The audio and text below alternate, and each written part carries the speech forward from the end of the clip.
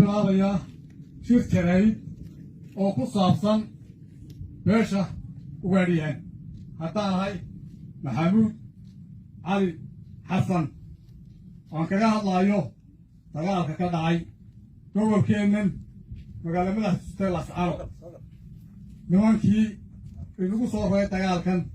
ee rabashka iyo kadeedka inoo keenay waxay ahaayeen nimankii isku sheegaya garaadada mid qura oo halkan ka jooga saacaddan aynu joogna ama maalinkan maanta ma jiro nin waliba markii uu dabkiina geliyey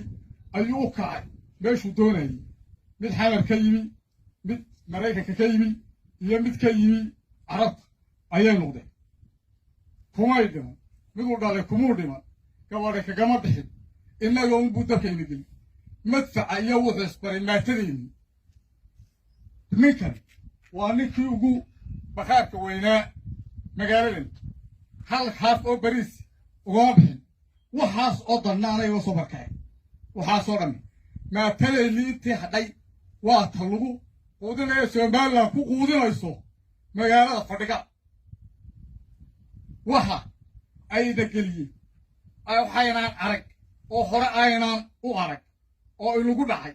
oo soomaaliya kow ay innaga inoo tahay laakiin soomaaliya o dhan baa ku baabaaday somalilanna ay inooga horraysay anigu waxaan taagna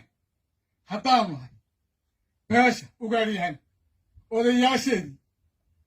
annaga iyo wixii raacsanay inta yara halkaa tagan iyo wixiina raacsanay iyo magaaladeedaba waxaanu isu dhiibaynaa dowladda somalilan afar taynanee buuraha galay ilaa waxba inooma noola weynu sognaay waxba kala qarsan mayne dad inooma baxin oo dunya inooma bixin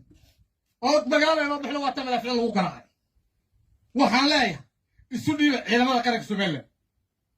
sidaa saynu isku ogaana waa maxay idinla tahay wasalaamu calaykum waraxmatullahi wabarakaatu haw kusoo dhowow meeyaa kiga qabtay aanti dhowi haw bismillahi raxmaan raxiim inta shir qarkayga oo kaga soo baxay runtii bismillahi raxmaan raxiim bismillahi raxmaan raxiim bismillahi raxmaan raxiim anoo ahaa ciidanka qaranka ee somalilan guutada 7 oo nala qalday mushaarkii wuxuu la soo dhici jiray 20 bisha oo pepsi cabine caaqil ayay naqaldeen garaadadaas waan ka tegay waxaan ka soo jeestay xaggii beelaha saakana qorigeen waan tuuray direyskii waan tuuray qarankayga waan ku soo socday somaliland السلام عليكم ورحمة الله وبركاته.